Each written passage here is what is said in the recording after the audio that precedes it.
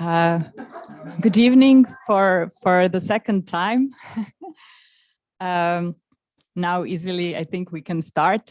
I'm very glad that Tomislav Medak, who will give a lecture today, accepted my invitation to teach at our Utopian school and to come physically to Graz. So Tomislav is here with us. It is very difficult to introduce him because he does so many things, so many good things that I don't know where to start. I will say just a few words, but Tomislav does much more than it can be said in few sentences. So he's a philosopher and cultural and media theorist based in Zagreb.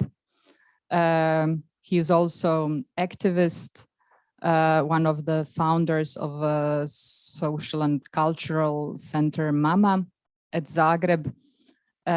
He has been active in the free software movement. He's also politically active as a member of platform Možemo that a few weeks ago won the local elections in Zagreb.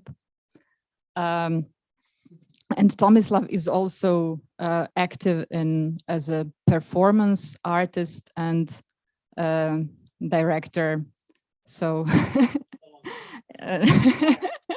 okay.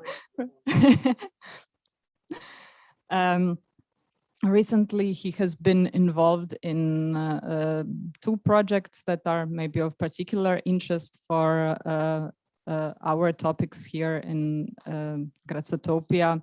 One of them is the Memory of the World Public Library, and the other one is Pirate Care. I guess he will also talk about this evening. Welcome, Tomislav, and thank you one more time for coming here and joining us. Thank you, Anna. I want to reciprocate. It's an immense pleasure to be back in Graz and be in real life with people in the audience giving a talk. Therefore, I want to thank to you, to Carlota, and to Grazotopia workshop for inviting me here. Throughout the last year and a half, we have learned to cherish the physical presence of other people and have begun to appreciate the immediate geographies more than we ever did. The pandemic has demonstrated that our interdependence is planetary and global, and I genuinely hope that in the future we can be more caring toward that planetary interdependence, but also at the same time create a denser tapestry from our localized interdependence. And that localized for me here is Graz, to which I've been on so many occasions, but not in the last 5 years. And to that localization, I believe this summer school is partly dedicated as well. So thank you. And thank you for coming for the talk tonight.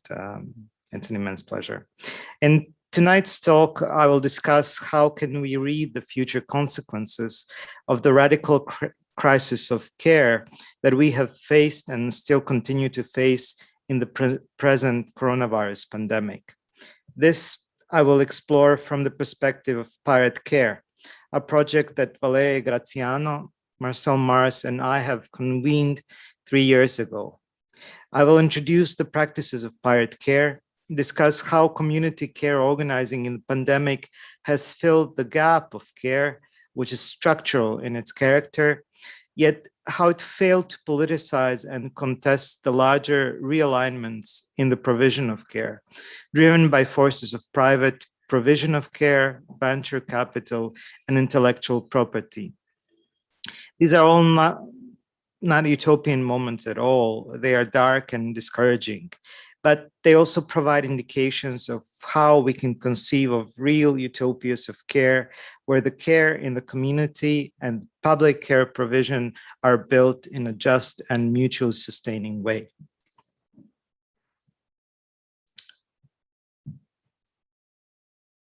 So throughout our lives, we depend on the support of our families, friends, strangers, and institutions to sustain ourselves and to sustain the world in which we and the future generations have to live.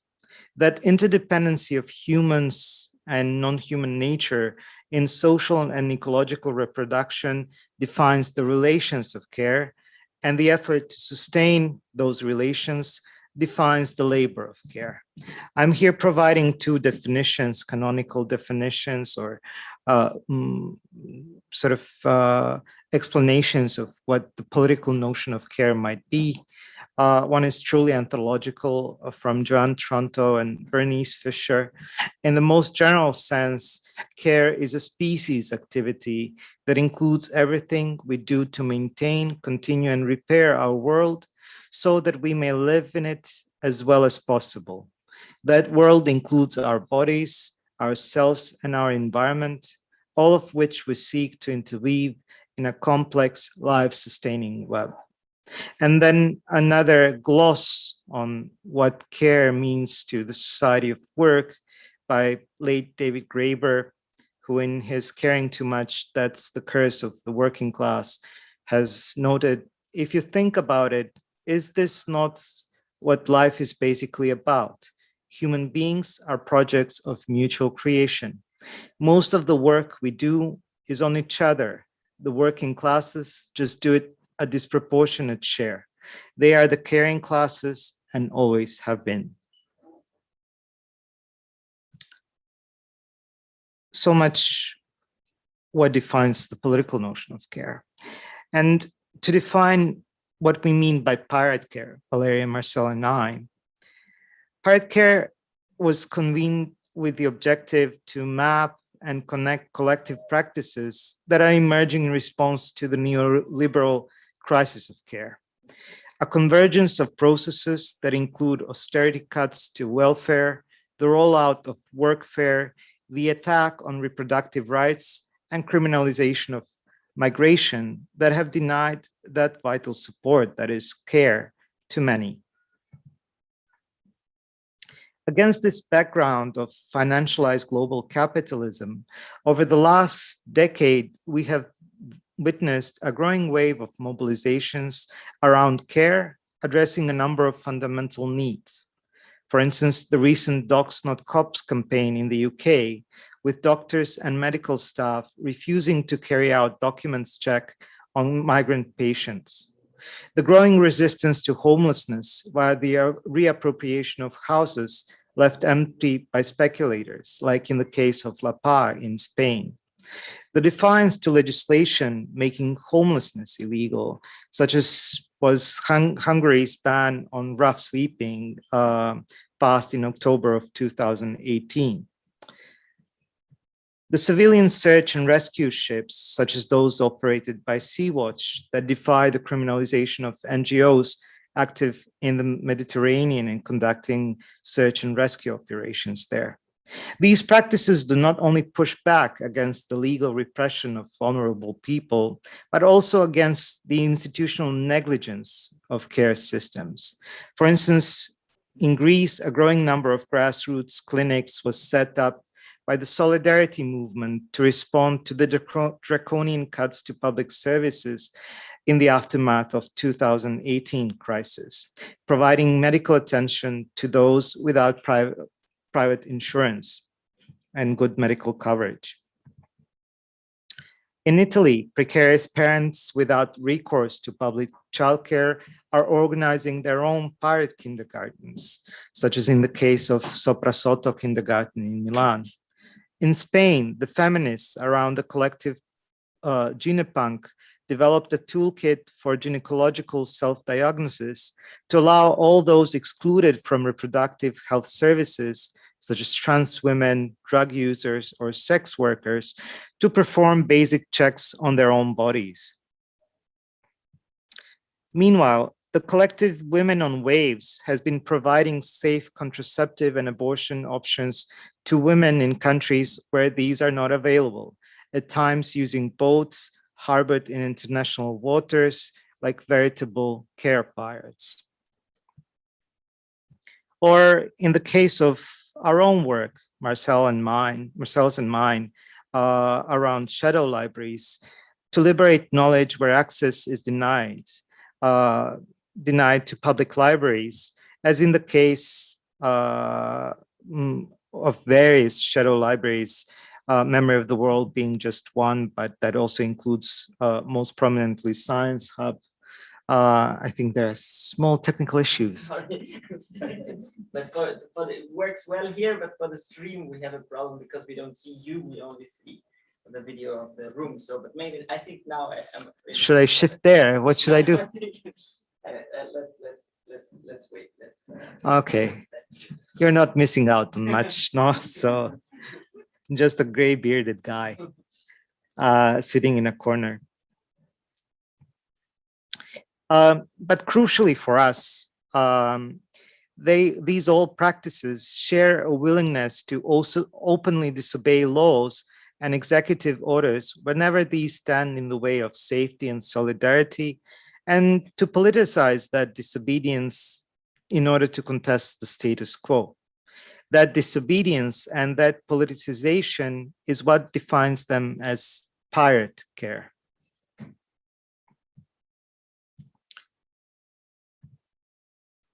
Our project specifically aims to activate collective learning processes from the knowledge generated in and through these practices.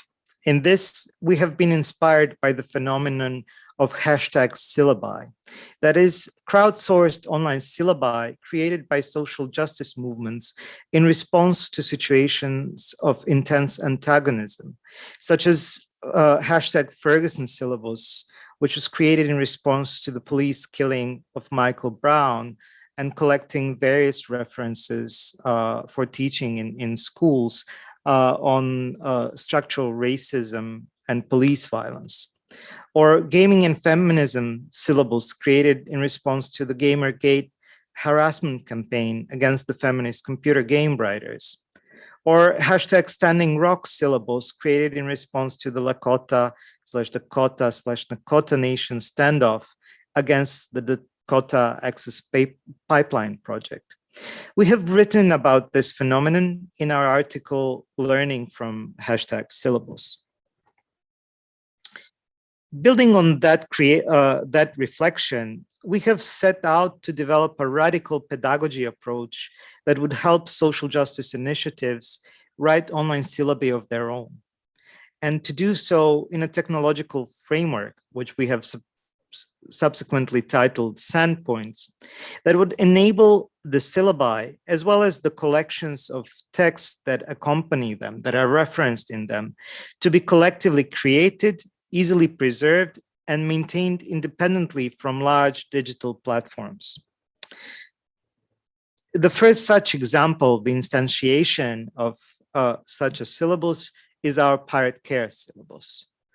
The first round of topics for the Pirate Care syllabus was written in November of 2019 during a writing retreat organized by Drugo More in Rijeka and launched on March 8th, 2020 for the opening of Bread, Wine, Cars, Security and Peace exhibition at Kunsthalle Wien.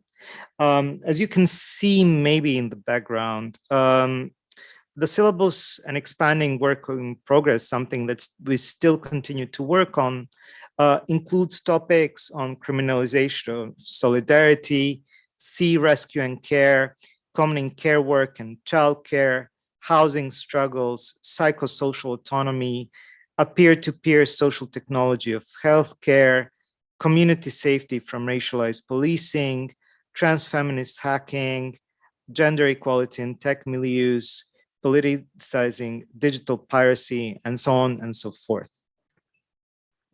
The syllabus you can find at syllabus.pirate.care. It's a very easy URL, though not necessarily the most intuitive notion of a URL, but it is now syllabus.pirate.care. Just a couple of days after we launched the syllabus in the opening of the Vienna exhibition, the COVID-19 pandemic was breaking out across Europe. So we have decided to roll over our work on the syllabus into a collective note-taking effort to document organizing of mutual aid, solidarity, and care in response to the crisis. That documenting we have titled Flatten the Curve, Grow the Care. What are we learning from COVID-19? With participation of a broader Pirate Care network, we have collected and created around 15 notes, instructions, and how-tos that were coming from and were used by mutual aid organizers in Italy, Croatia, the UK, and elsewhere in the first wave of the pandemic.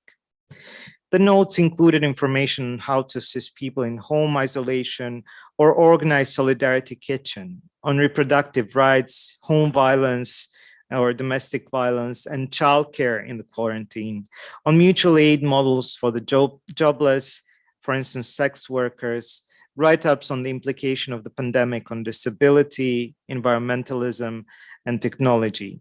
They were immediately translated into English, Italian, German, and Spanish, and used widely. However, a couple of months into the pandemic, there was no shortage of resources, many far superior to ours. Documenting practices was, after all, also not the purpose of our endeavor. We wanted to build learning materials. So we have gone back to doing that work. For instance, the topic in the syllabus created with people from Sea-Watch was produced in that period. Still, we have continued following the care organizing amidst the crisis and reflecting on the larger trajectory of that care organizing in terms of social and political implications.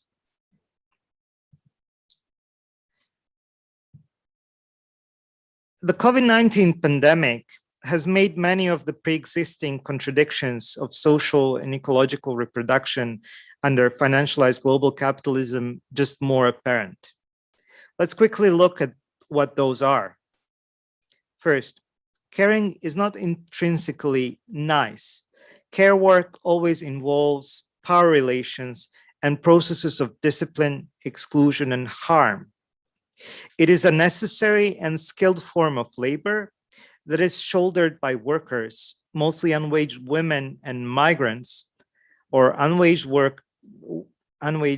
members of the family, which are mostly women and migrants, and then also the same in the situations of paid care labor, who themselves receive the least amount of care while serving those who take care labor for granted.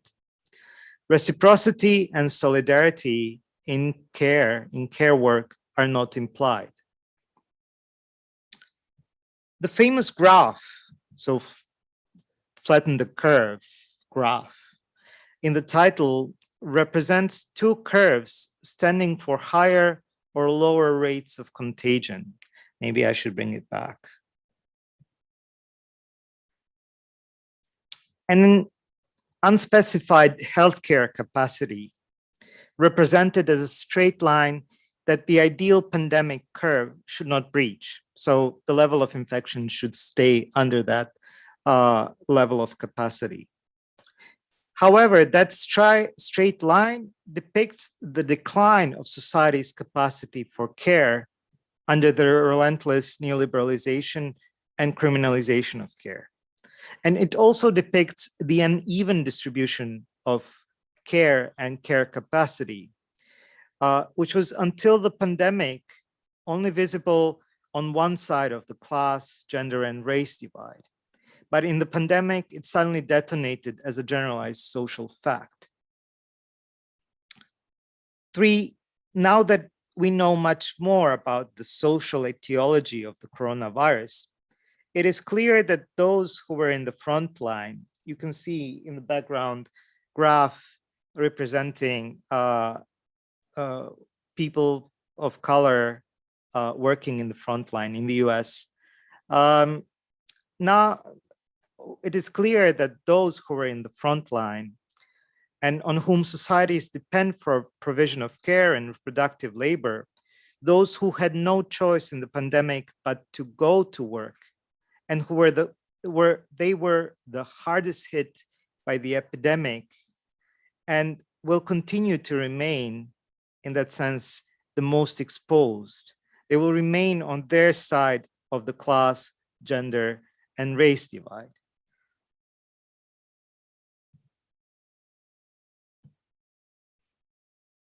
Let me provide two Austrian examples of organizing of care workers in the pandemic that highlight and address those asymmetries.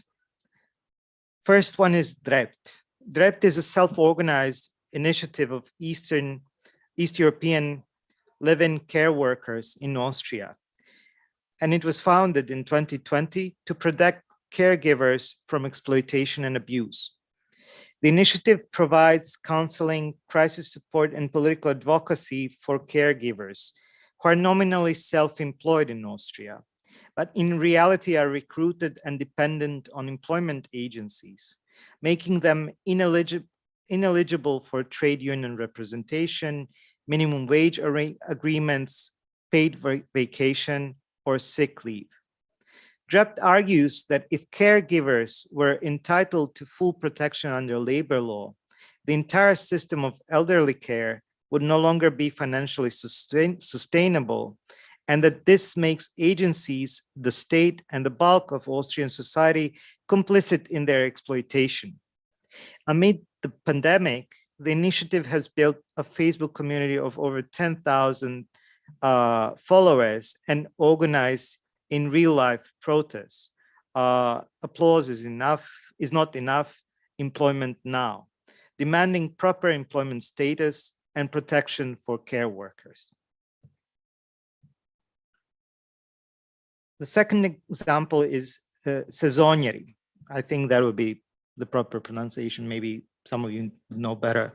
Saisonnieri would kind of sound what it is, but given who the workers there are, a saisonnieri probably. Saisonnieri is an activist-led campaign for the rights of agricultural workers in Austria, which supports the labor struggles of migrant seasonal workers in collaboration with the trade union ProGE. Austria, like most European countries, has put in place processes that illegalize migrants, and this, in turn, has led to shortages of exploitable labor in the pandemic. With the onset of the pandemic, Austria thus had to organize special fly-in visa regime for workers from Eastern European countries so that they can pick its salad and its veggies. Those workers were provided with no epidemiological safe accommodation nor medical care. To counter this, Saisonnieri has been working with migrant seasonal workers to prevent exploitation, improve working conditions, and help enforce their rights. In their outreach activities, its activists go onto farms to meet the workers, thus facing the threat of being charged with trespassing on private land. In the midst of the pandemic, however, they have put a list of demands onto political agenda for higher wages, better sanitary conditions, and compensation for the increased health risk incurred by migrant agricultural workers, as well as for the abolition of nativist and anti-migrant discourses in Austria. Demands for the decriminalization of migration and the creation of a more just system of food production.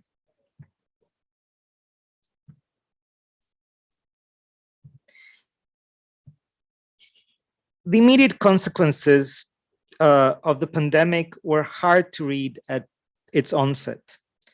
The unprecedented suspension of routine activities and the sudden explosion of the need for care made us consider us running the Pirate Care project, that the illegibility of the situation, the illegibility created by that uncertainty, could not be well comprehended by well-worn theoretical framings. That theoretical readings were not really doing justice to what was happening, but that the radical uncertainty of the situation required us to stay close to the practices that responded to the needs as they emerged. However, as the pandemic wore on, it was hard not to see how the responses and consequences started to consolidate. Despite the wealth of grassroots solidarity initiatives and some unprecedented relief measures taken at the governmental level in various countries, which have included, for instance, temporary renationalization of hospitals in Spain, or the distribution of basic income to citizens most affected by the pandemic, strong political mobilization aimed at the failures of care system, either locally or internationally, has remained largely subdued. There were protests, but they fade in comparison to the anti-lockdown protests. In contrast to reactions in other historical moments of major crises, there seems to have been a serious difficulty in finding ways of organizing that are effective political responses to the current situation. For instance, protests for implementing the kind of welfare reforms that would be necessary at a relevant scale to meet people's needs in such a crisis, which would have implied inevitably a radical change to the current taxation regimes or elderly care regimes. Caring for people's lives is increasingly being organized through the regimes of property and deregulated labor markets. And these developments have only accelerated during the pandemic. Here I want to outline 3 trends within the world of big capital that are shaping practices through which care provision is organized. First, an acceleration in the deregulated and digitally controlled division of labor. The accelerated digitization of all aspects of life in the pandemic has led to significant transformation of labor conditions. Those who can work in the safety of their homes have come to depend on digital platforms for their work, for the delivery of groceries and medical supplies, as well as for contact with their friends and family. Their needs were being catered to in turn by a mushrooming army of low-wage care workers, warehouse pickers, and couriers who have had to continue moving along the logistical vectors. The pandemic lockdown thus has led to a precipitous increase in the rate at which both telework and needs provision work are being transformed into forms of what Ursula Haus has called logged labor, coordinated, quantified, and measured through apps and platforms. Similar processes have engulfed the education sector, the cultural sector, and the recreational sector. Big tech corporations have readily embraced their central position in the coordination of this new pandemic life. Amazon.com, Deliveroo, and an endless roster of other delivery services have expanded to meet this exploding demand, unflinchingly piling pressure on their staff to work at breakneck pace. In a parallel process, the kinds of tech companies that primarily command technology and data rather than labor were aiming for an increase in public esteem. Take, for example, Google and Apple.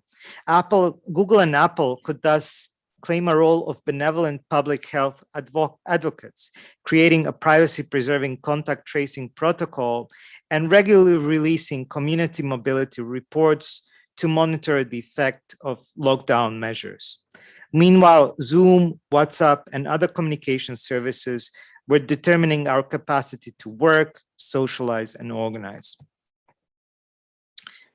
Differences between those companies aside, This sudden dependence on private digital platforms, dubbed by Naomi Klein as the Screen New Deal, has created a windfall of profits for the techno-capitalist oligarchy.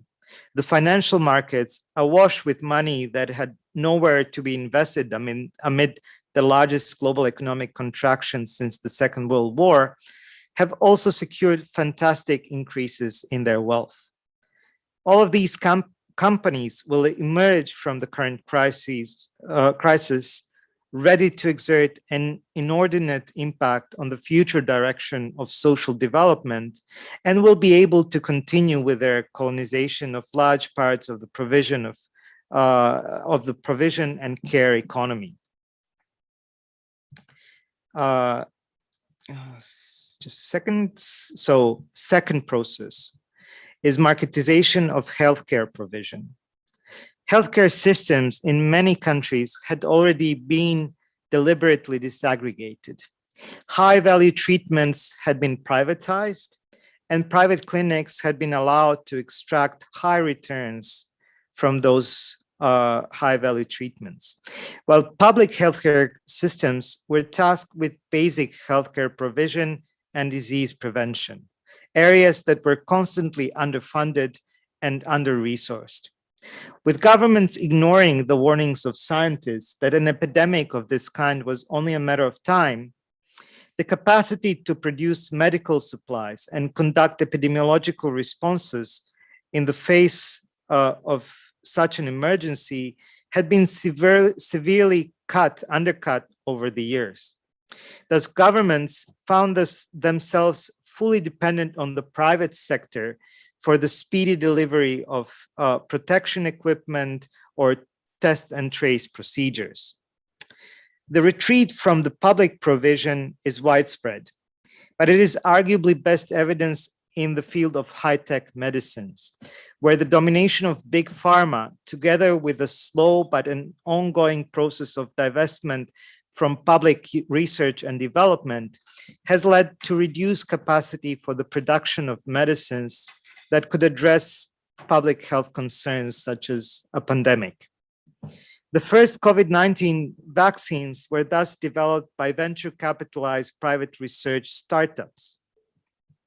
The unprecedented public funding these startups received, and the advance orders for their vaccines placed prior to their finalization, socialized the risk of developing these new remedies. But the resulting market valuations, profits, and patents will all remain private. The net effect of this market-dependent approach will be that the less affluent part of the world will be left to its own devices in fighting the pandemic, unless other countries with a strong public healthcare orientation and internationalist orientation, such as the economically struggling Cuba, produce their own vaccines and pass them on to generic drug producers. The novel approach to quick delivery vaccines, championed by BioNTech and Moderna, is based on messenger RNA, which is also projected to be essential for custom treatments for cancer and heart diseases in the future. This branch of medical research is dominated by private companies and closed patents. Future high-value precision medicines are thus likely to remain in private ownership, meaning that in the future, this model of development is likely to siphon off even more resources from public healthcare systems, making them even less capable of responding to future public health crises, and making the availability of treatments even more highly uneven.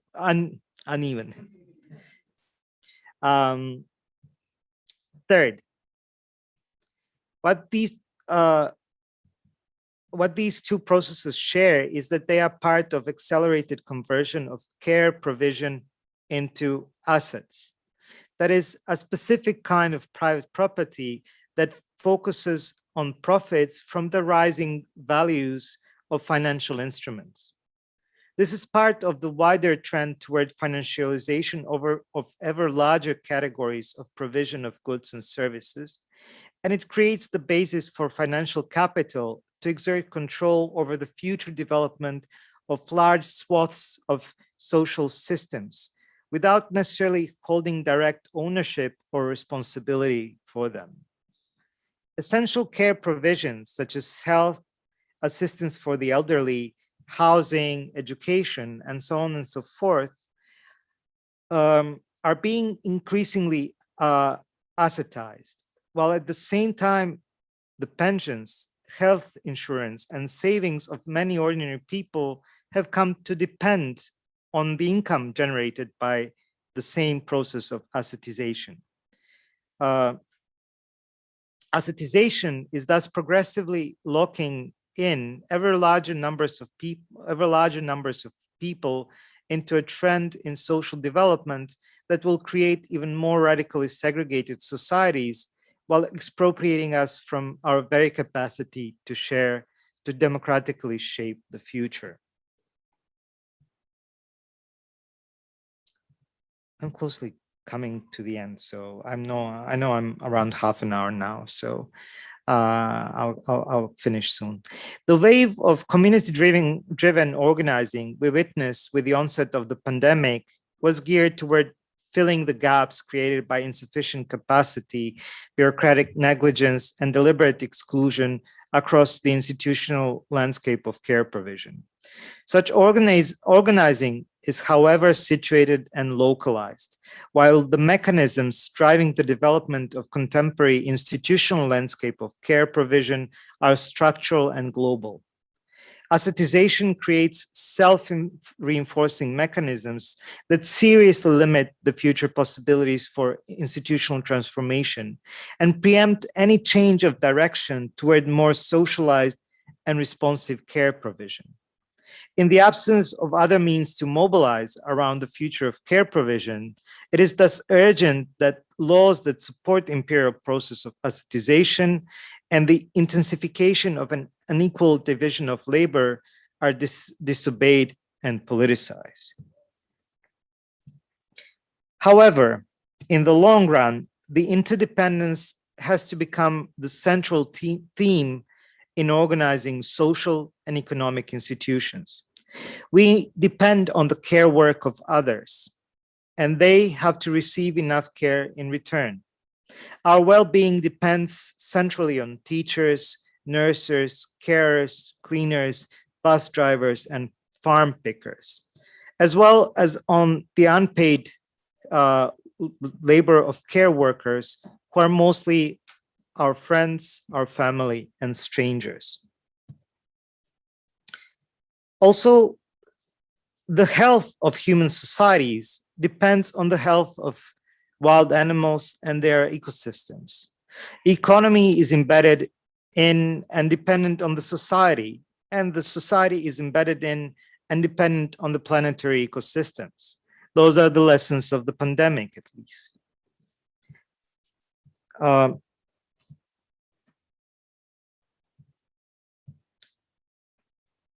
The public provision of care and the communal provision of care thus have to become integrated. The care has to be deinstitutionalized, brought down into the territory of the everyday and provided in a cooperative division of labor, providing holistic support for the vulnerable while supporting those who provide care.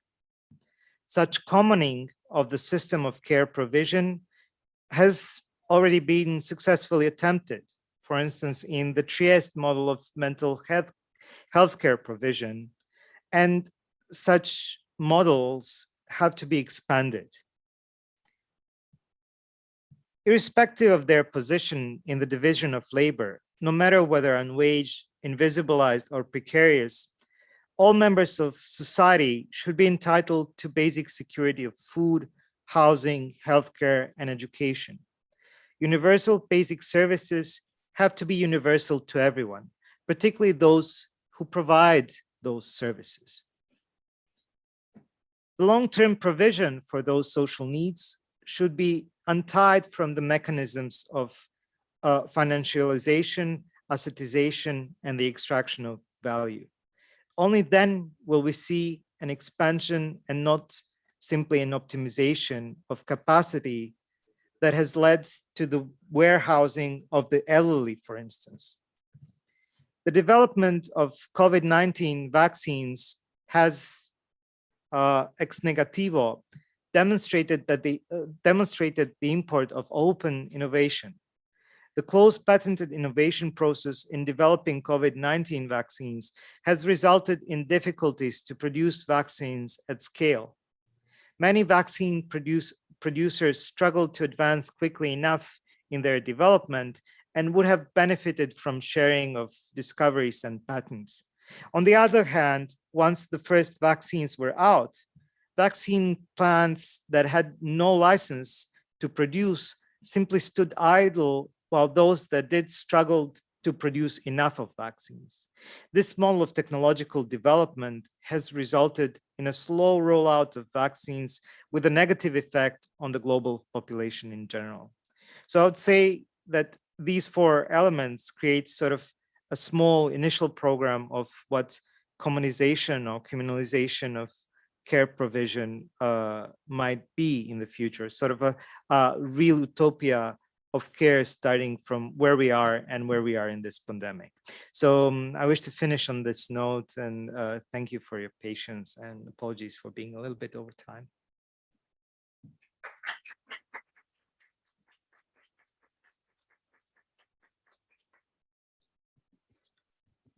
Thank you very much, Tomislav. I guess that there are questions from the audience.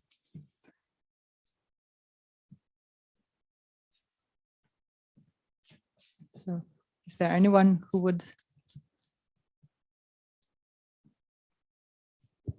Yeah, I'd have actually two questions. First of all, would be I would be more interested in these, like, let's say, utopian models, or this Trieste model that you have mentioned. Maybe you can elaborate a little bit more on how would that look like? With deinstitutionalizing care apart from family networks is something I can somehow hardly imagine, but it sounds great. And the second one is that as you said, well, during the Corona pandemic, this would have been a very good moment for successful labor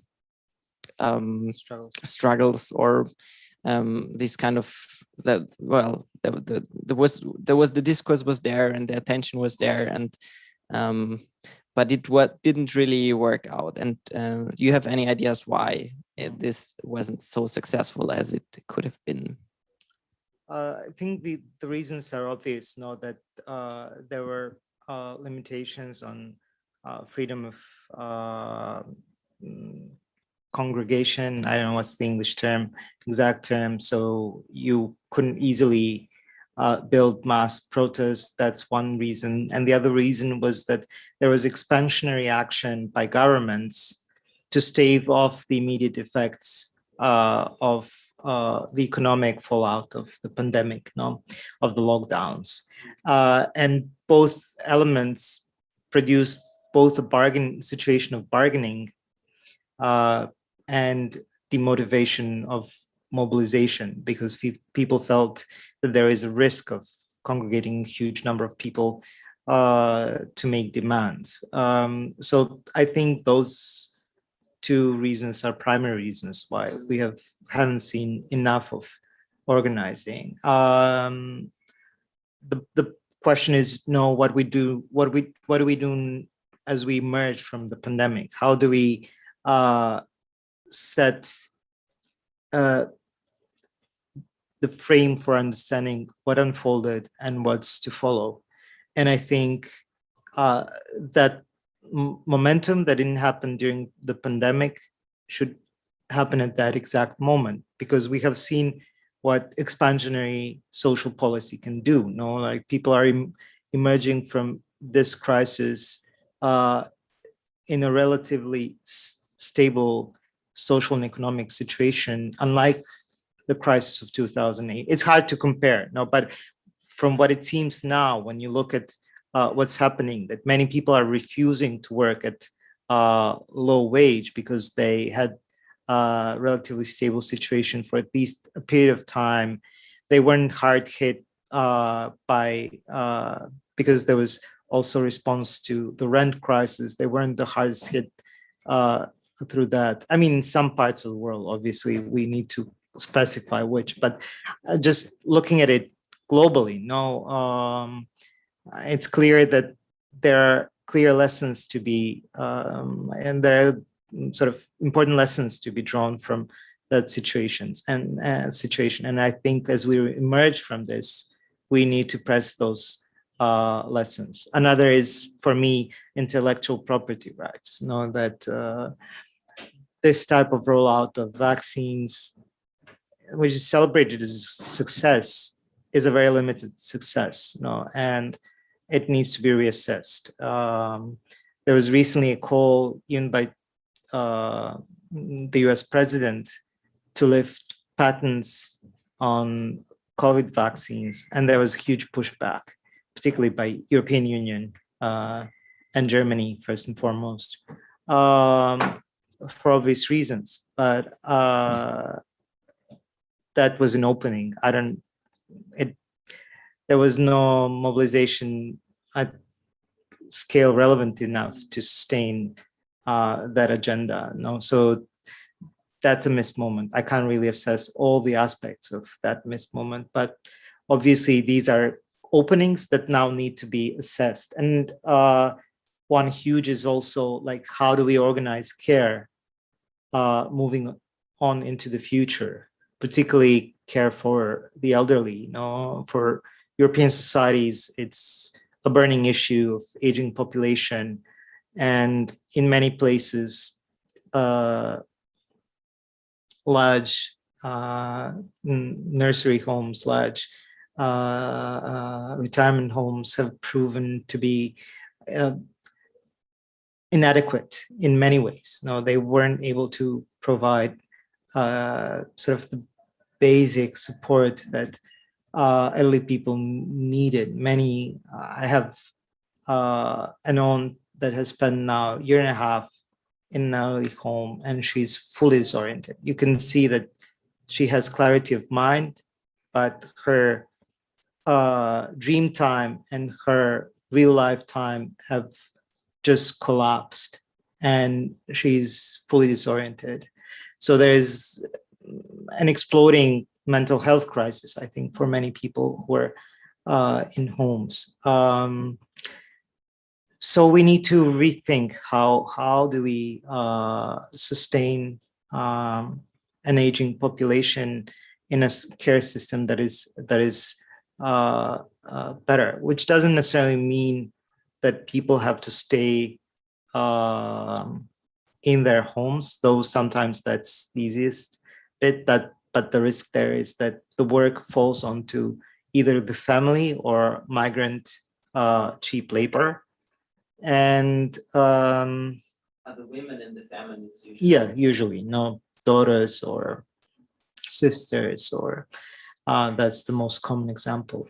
So what has happened in Trieste, this has started with the closing of the mental health asylum in 1971, when Franco Basaglia took over the asylum there. And it was an enormous and really beautiful asylum in Trieste, built in 1908, so during Austro-Hungarian Empire, that was designed as sort of total living machine. It had also, for instance, mattress factories for the people in the asylum. It cooked food. It had gardens to produce food. So in a way, it was, in that sense, thought as sort of reformist asylum. So when Basaglia arrived there in 1971 from Gorizia, he decided to slowly close the asylum and bring people in the asylum back into their community, to reinstate them in their community.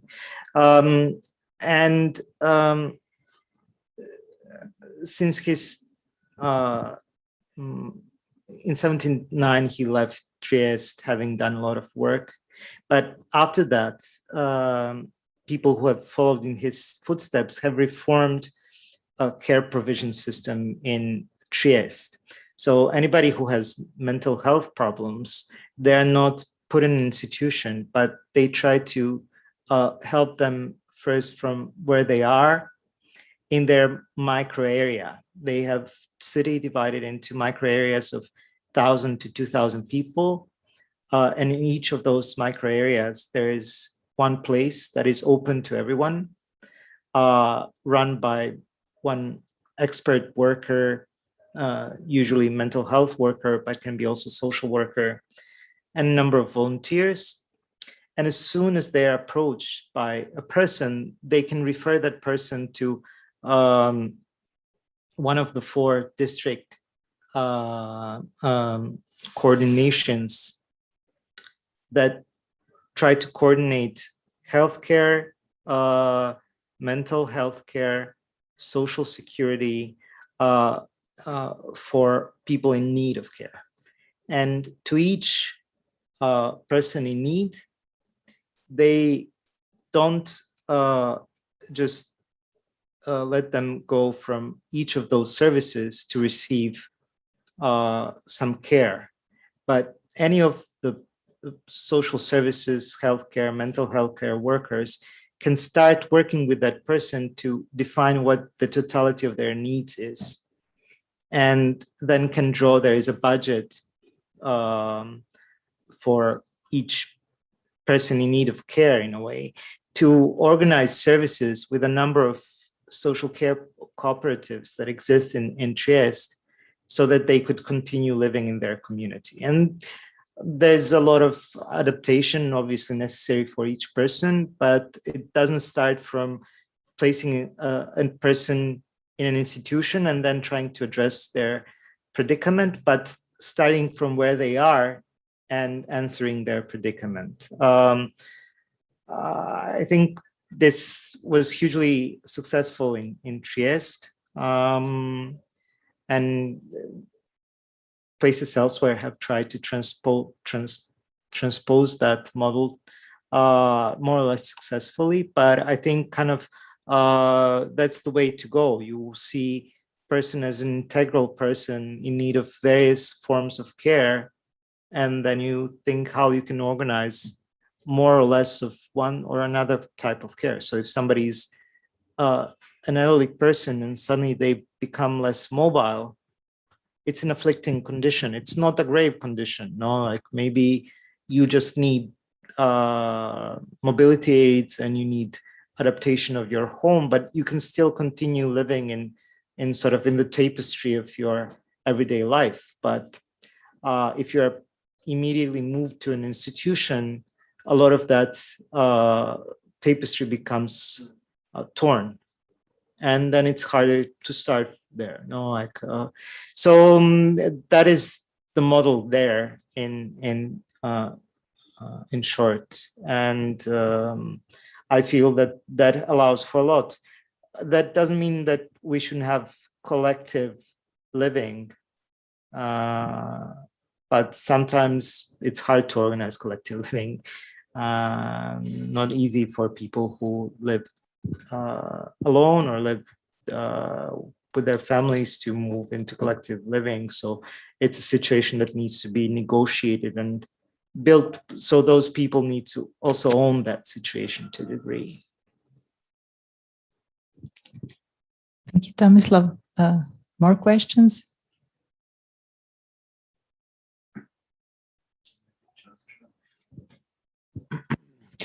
Maybe it's an interesting system. I forgot the name. There's also a village in Italy, and they had another problem. Many people left the community when they were old. They had to go in another village and into the Altenheim. And so they built a structure in this village, and also they had have more contact with the people that are living there. They are looking to the elder people, and they are also professionals. They come from the neighbor village every day and look. It's like a community housing. And so they don't have to leave their village. They don't have to leave their community. And this was a great effect to the village itself, because it didn't die, and new people came to it. It was attractive for other people to came to this place, because the people were already there. Yeah. Yeah, I think it's a very different pattern of need than for people living in cities. No, like I understand totally this this response, and it makes a lot of sense. My friends were studying energy poverty in Croatia, and they came to a conclusion: yes, there is energy poverty if you look at it in technological terms. Like, their houses are old and they are leaking heat, but these people were living in dispersed villages, in houses remote from each other, and their poverty is as much energy poverty as it's sort of withdrawal of social relations, because these areas have depopulated. And basically the best sort of service they could get is if they would be moved somewhere more close to where there are services and infrastructure. In that sense, like, moving them also into collective housing might make it's a difficult transition for somebody who has been born and expects to die in the same house they were born in. But sometimes I think that makes a lot of sense, because in rural areas, it's harder to organize support, it's harder to organize infrastructure, and then that feels adequate to such patterns of rural life. Questions? If there is no one else, then I have some as well. The first question is about this kind of these two divergent concepts of care that are somehow present on the political left. One is state providing maximum care, and the other concept is like a more sort of anarchist version in which it is exactly the situation of crisis, which is seen as a precondition for a self-organized, not institutional forms of care and solidarity. Obviously, they are not compatible, but maybe, as you mentioned, this idea of the integration of public and communal care, there is a way to somehow connect these different concepts. The examples that have been mentioned already go in that direction, but maybe you could reflect on that a little bit more. How you imagine this? The Trieste model is already an implementation of that, because a lot of the services, I mean, that's not original. No, it's these days. It's provided by social cooperatives, and there are also negative aspects to that. But what this makes possible is that communal care organizing can be sustained over a longer period. There were amazing examples of mutual aid organizing in the pandemic, but very few, almost none, lasted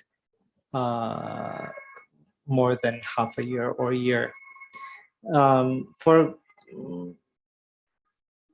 really clear reasons, it's hard to sustain hard work, volunteering, while there is a crisis surrounding you where not everything else is organized in that kind of way.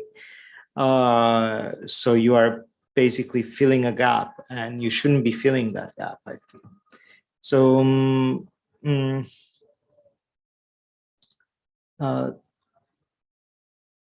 the question is then how autonomy and self-determination works in that kind of context. Now, obviously, if you are funded from the public to do certain services, to provide certain services, that constrains you as a collective or cooperative organizing care in response to what your community needs. No, but I think there are ways of making that possible. I don't know. One could say that's ultimately that all leads to NGOization, or that leads to privatization.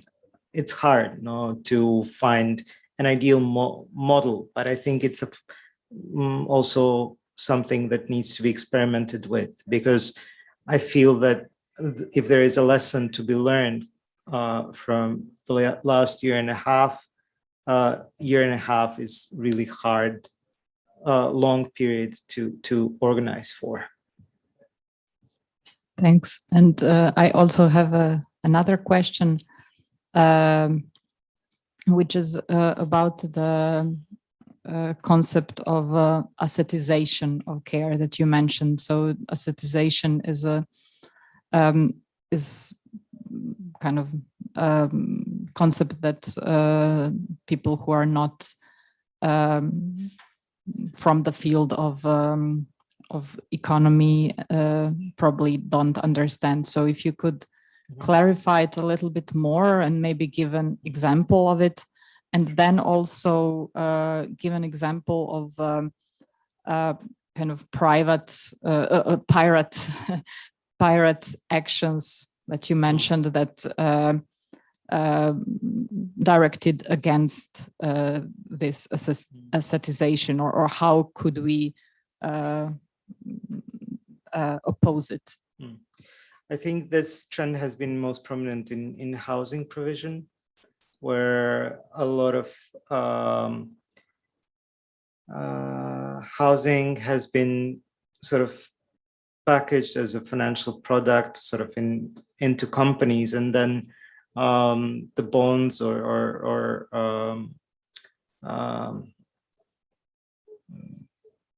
shares being traded in financial markets. Usually big investment funds see some interest in these sort of long-term interest-bearing investments, but as it globalizes, it sort of there are global investment funds that are interested in these kinds of assets.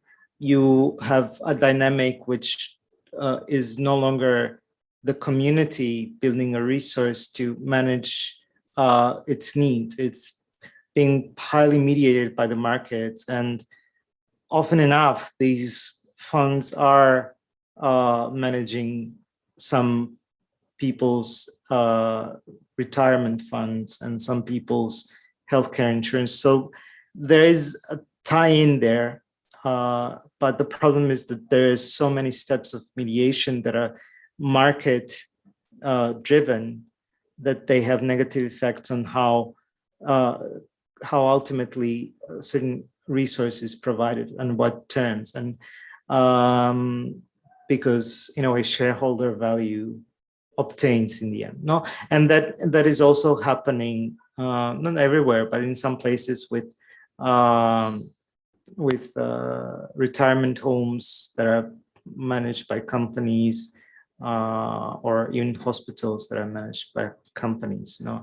So I think that pirate action there primarily is a protest at this moment. But given that this is a process that's only coming to fruition, I think it's early enough to point at it and say, like, this is a potential danger, we should act on it, we should try for these kinds of these forms of need provision to remain as local as possible to the community that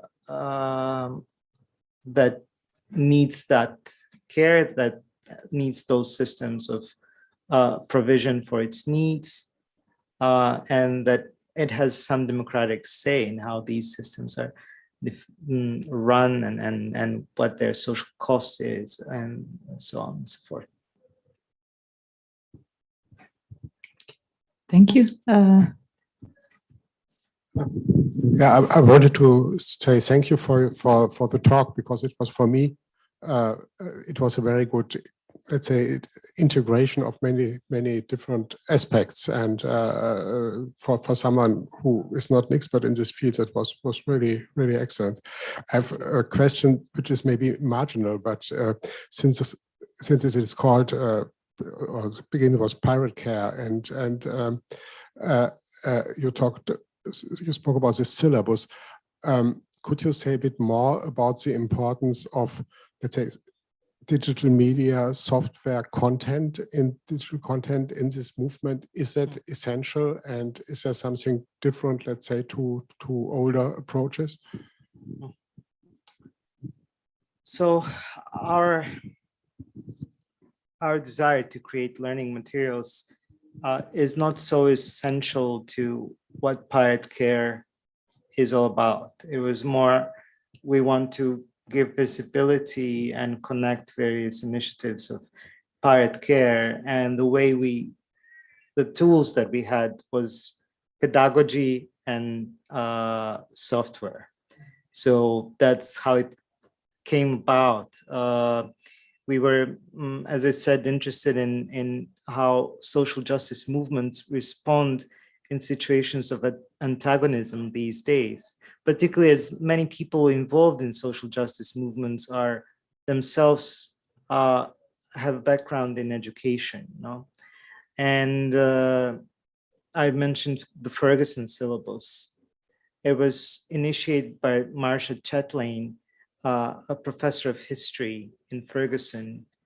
She was wondering, after the killing of Michael Brown, how do we teach kids about structural racism and police violence teach kids in schools? And she posted that on Twitter and appended hashtag Ferguson syllabus.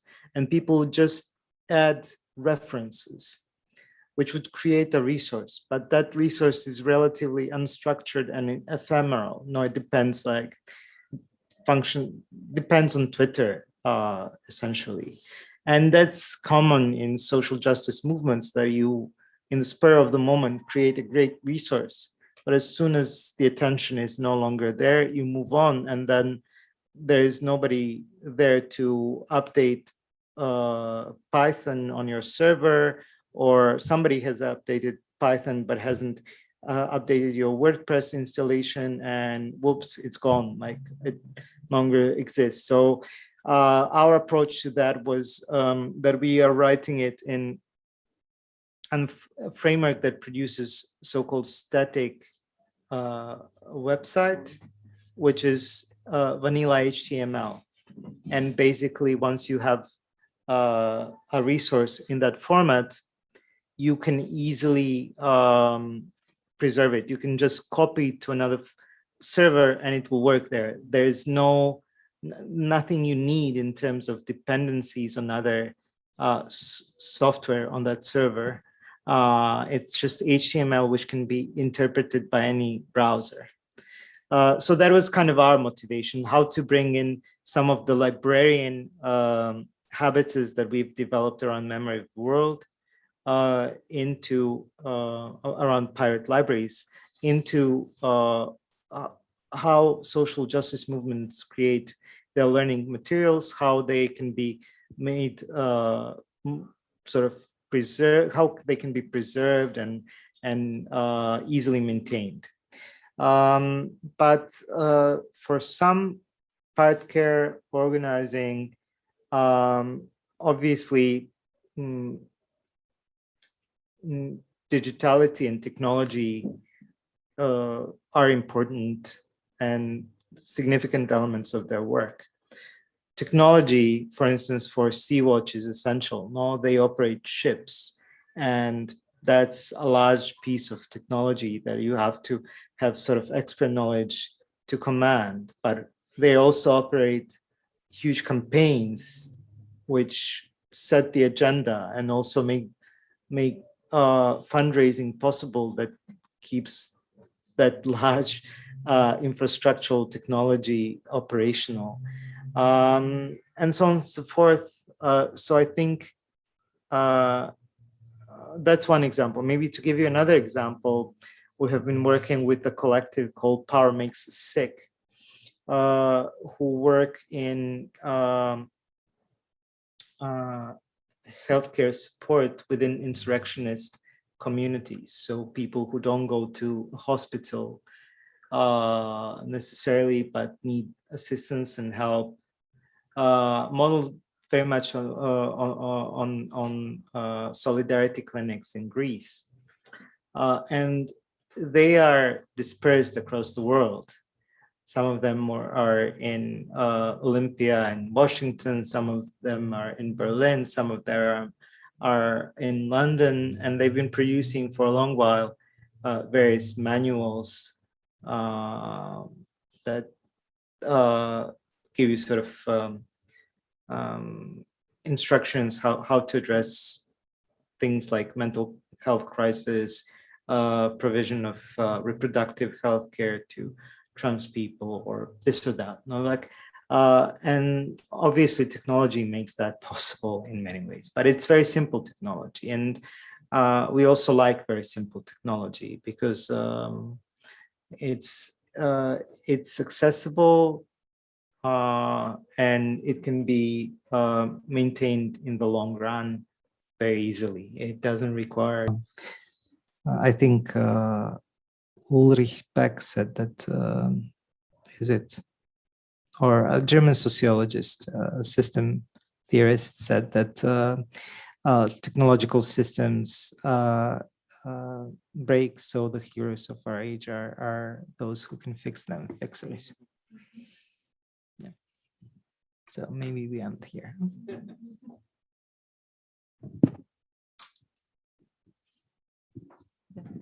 Thank you very much, Tomislav. Yes, we will end. Maybe we need more simple technologies. The technology is heating up, so my computer has heated up to the degree that it just froze on me. So goodbye, everyone, and I hope to see you on Monday. Our next evening lecture will be the lecture of Gabu Heindl.